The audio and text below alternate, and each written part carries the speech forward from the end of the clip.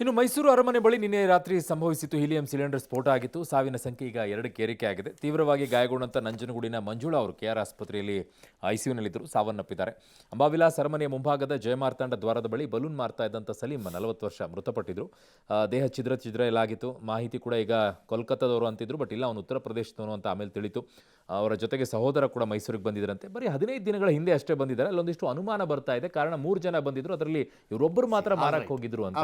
ಏಕಾಏಕಿ ಯಾಕೆ ಬಂದ ಅಲ್ಲಿ ಆರಕ್ಷಣದಲ್ಲಿ ಹೆಂಗ್ ಸ್ಫೋಟ ಆಯ್ತು? 15 ಯಾವತ್ತು ಬಲೂನ್ ಮಾರಕ್ಕೆ ಬಂದು ಅಲ್ಲಿಗೆ ಯಾಕೆ ಅವತ್ತು ಬಂದ?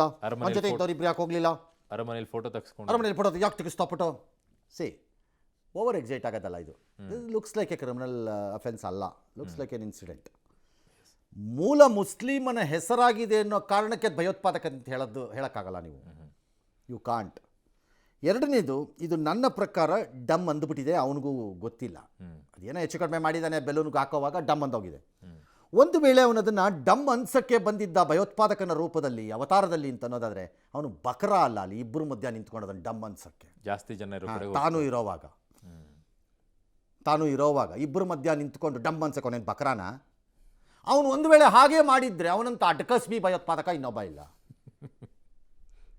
ಹಾಗಾಗಿ ಮೇಲ್ನೋಟಕ್ಕೆ ನನಗೇನು ಕಾಣಿಸ್ತಾ ಇಲ್ಲ. ಅನುಮಾನಗಳು ಸಹಜ ಇರಬಹುದು, ಅನುಮಾನಗಳನ್ನು ಪರಿಹರಿಸ್ಕೊಳ್ಳಿ ಅಷ್ಟೇ. ಆಕ್ಸಿಡೆಂಟ್ ಅಷ್ಟೇ. ಲುಕ್ಸ್ ಲೈಕ್ ಮೇಲ್ನೋಟಕ್ಕೆ. ಹೀಲಿಯಂ ಸಿಲಿಂಡರಿಂದ ಜನ ಭಯಭೀತರಾಗಬೇಕಾದ ಅವಶ್ಯಕತೆ ಇಲ್ಲ. ಇದಕ್ಕೆ ಕ್ರಮ ತಗೊಳ್ಳಿ. ಈ ಥರ ಓಪನ್ ಸ್ಪೇಸಸ್ಸಲ್ಲಿ ಡೇಂಜರಸ್ ಆಗಿ ಈ ಥರ ಗ್ಯಾಸಸ್ಸನ್ನು ಇಟ್ಕೊಂಡು ವ್ಯಾಪಾರ ಮಾಡೋದು, ಸಿಲಿಂಡರ್ಗಳನ್ನು ಇಟ್ಕೊಂಡು ವ್ಯಾಪಾರ ಮಾಡೋದು. ಈಗ ಕೆಲವು ರೋಡ್ ಸೈಡ್ ಅಂಗಡಿಗಳನ್ನವರೆಲ್ಲ ಬ್ಯಾಕಲ್ಲಿ ಒಂದು ಸಿಲಿಂಡರ್ ಇಟ್ಕೊಬೋದು. ಇದಕ್ಕೆಲ್ಲ ನಿಯಂತ್ರಣ ತರಿ. ನೀನು ಬೇಡ ಅಂತಿಲ್ಲ, ಭಯಭೀತರಾಗೋದಕ್ಕೆ ದೊಡ್ಡ ಅನಾಹುತ ಅದು ಅಂತ ಯಾರು ಅನ್ಕೋಬೇಡಿ. ಪ್ಯಾಲೇಸ್ ಹತ್ರ ಆಗಿದೆ ಅನ್ನೋ ಕಾರಣಕ್ಕೆ.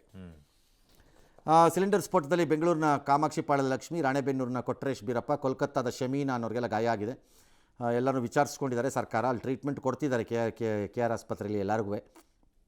ಕೆಲವರೆಲ್ಲ ಪ್ರವಾಸಕ್ಕೆ ಏನು ಬಂದಿದ್ರಂತೆ, ನ್ಯಾಚುರಲಿ ಈಗ 4-5 ದಿನ ರಜಾ ಇದೆಯಲ್ಲ, ಆ ಕಾರಣಕ್ಕೆಲ್ಲ ಪ್ರವಾಸಕ್ಕೆ ಹೋಗಿರ್ತಾರೆ. ಸರಿ, ನೋಡೋಣ ಮುಂದೆ ಏನು ಅಂತ. ಪೊಲೀಸ್ನವರು ತನಿಖೆಯನ್ನು ಮುಂದುವರಿಸಿದ್ದಾರೆ. NI ಇನ್ನೂ ಚೆಕ್ ಮಾಡ್ತೀವಿ. All right. ಜೀನಿ ಸ್ಲಿಮ್ ರೆಫರ್ ಮಾಡ್ಬೇಕಾದ್ರೆ ಕಾರಣ ಏನಂದ್ರೆ, ವೇಟ್ ಲಾಸ್ ಸಲುವಾಗಿ ನನ್ ಬಾಳ ಜನ ಕೇಳಿದ್ರು. ಫಸ್ಟ್ ನಾನು ತಗೊಂಡು ನನಗೆ ರಿಸಲ್ಟ್ ಬಂದ್ಮೇಲೆ ಆಮೇಲೆ ನಾನು ಜೀನಿ ಸ್ಲಿಮ್ ಇನ್ನೊಬ್ಬರಿಗೆ ಪ್ರಿಪೇರ್ ಮಾಡಿದ್. ಸುಸ್ತಾಗೋದು ಕಡಿಮೆ ಆಯ್ತು, ವೀಕ್ನೆಸ್ ಅದು ಏನೂ ಇಲ್ಲ, ಪೂರಾ ಹೆಲ್ದಿ ಅದೇನೆ. ವೇಟ್ ಜಾಸ್ತಿ ಇರೋರಲ್ಲಿ ಏನೇ ಡೌಟ್ ಇಲ್ಲದೆ 100% ಬಳಸಬಹುದು. ಪ್ರತಿದಿನ ನಮ್ಮ ಜೀನಿ ಸ್ಲಿಮ್ ನ ಯೂಸ್ ಮಾಡಿ ಯಾವುದೇ ಸೈಡ್ ಎಫೆಕ್ಟ್ ಇಲ್ದಂಗೆ ನೀವು ಸಣ್ಣ ಆಗ್ತೀರಾ.